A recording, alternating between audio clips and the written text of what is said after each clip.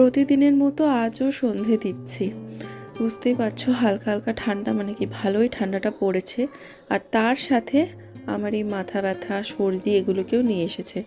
শীতকাল আমার ভালো লাগে, কিন্তু জানি না কেন এই শীতকাল আসলেই একটার পর একটা রোগ শুরু হতে থাকে। এই যেমন দেখো কি পরিমাণ গলা ব্যথা, শুধু মনে হচ্ছে চা খাই নাহলে কফি খাই, মানে গরম কিছু খেতে ইচ্ছা করছে আর কিচ্ছু খেতে ইচ্ছা করছে না। কপাল ব্যথা করে যাচ্ছে, নাক গলা জ্বালা করে যাচ্ছে, আর খুব ভালো মতনই ঠান্ডাটা লেগেছে আর কি।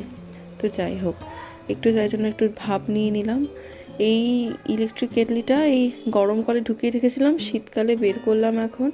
এতে একটুখানি ভাপ নিয়ে নিলাম, একটু গরম জলগুলো বোতলে ঢেলে রাখছি, কারণ প্রচণ্ড গলা ব্যথা করছিল, নর্মাল জল খেতে পাচ্ছিলাম না। এখন একটু কাজ নিয়ে বসেছি, তো হালকা হালকা কাশি সর্দি তো লেগেই থাকে। আচ্ছা, তোমাদের সাথে একটা জিনিস শেয়ার করি, সেটা হচ্ছে এই ইনহেলারটা। এটা হচ্ছে একটা থাই ইনহেলার বলতে পারো। এটা আমার ননদ আমাকে এনে দিয়েছিল গোয়া থেকে। খুবই ভালো এটা, মানে এটা নেওয়ার পর এত রিলিফ লাগে না, কি বলবো তোমাদের। রাতে খাওয়ার পর হালকা একটু স্কিন কেয়ার করব। আর এই যে আমাকে দিয়ে দিল এই সর্দির জন্য এই সিরাপটা। জঘন্য খেতে, বাট খেতেই হবে, কি করব আর। যেহেতু দেখবে এই সব দিনে না কিচ্ছু করতে ইচ্ছা করে না, মানে শুধু শুয়ে থাকি, ল্যাদ খাই।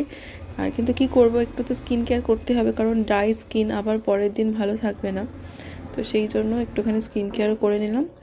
এই শীতে এই স্কিন কেয়ার না করে শুলে আরও বাজে অবস্থা হয়ে যায়। তো যাই হোক, শীতে তোমরা ভালো থাকো, ভালো করে ঘোরো, খাও দাও, আর এই আমার মতো ঠান্ডা লাগিয়ে বসো না। আজকে একটু অন্যরকম ব্লগ শেয়ার করলাম। যদি ভালো লাগে অবশ্যই কমেন্ট করে জানিও। টাটা।